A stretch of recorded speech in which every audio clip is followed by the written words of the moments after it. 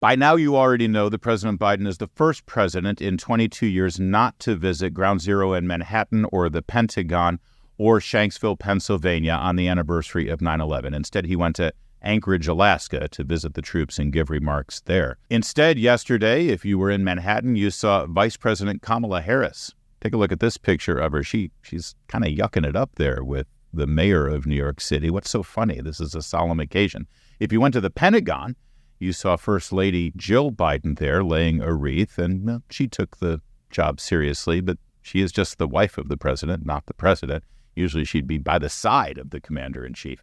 And then in Shanksville, Pennsylvania, you got this guy, the husband of Kamala Harris. What's his name? Dirk?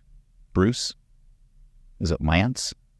I don't remember. Anyway, President of the United States did show up in Anchorage, and he talked to those soldiers who were voluntold to be there. They didn't have a choice. It was their orders. And, well, this is how he started his remarks at this solemn, most important occasion in American history.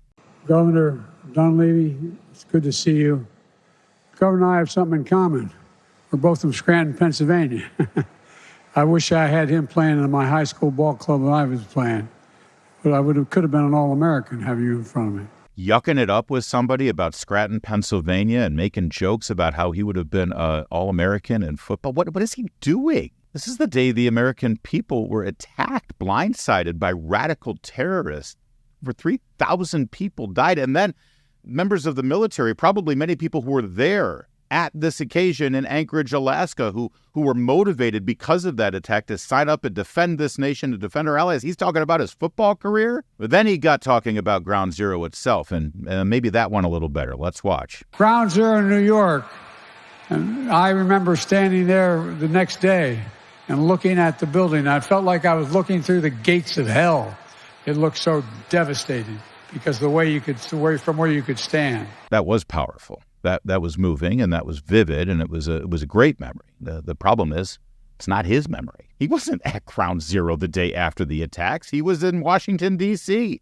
The Senate was in full session. In fact, it was a very deliberate choice to make sure that the Senate carried on the day after these attacks, to send the message to our enemies that we would go on with our constitutional republic, that they wouldn't disrupt us. There was Joe Biden giving a speech on the floor of the Senate. He wasn't at Ground Zero. Guess who was? Hillary Clinton, the senator from New York. She actually took a helicopter ride over Ground Zero, and when she got off the helicopter, she told the media that it was like staring into the gates of hell. We took a helicopter and we circled over Ground Zero, and I cannot imagine anything that looked more like the gates of hell. That's right. Joe Biden didn't say that. It was Hillary Clinton. He just appropriated her line and her memory. I felt like I was looking through the gates of hell. What is wrong with him? Does he have mashed potato for brains, or is this just continuing this pattern of behavior? When 13 service members died because of his poor decisions in Afghanistan, he made it about himself and about the loss of his son as a result, he believes, of cancer he contracted when he was in Iraq. When he went to Maui and the devastating fires there, he made it about himself and told a lie about how his house almost burnt down because he had a little kitchen fire due to lightning. I mean, I guess we should be grateful at this point. Instead of checking his watch on this solemn occasion, and instead of lying and saying that his son died in one of the airplanes at 9/11 when it crashed into his house, instead he made an ass of himself. And he disrespected the memory of everyone who did die on 9/11. They deserve better. And we deserve better.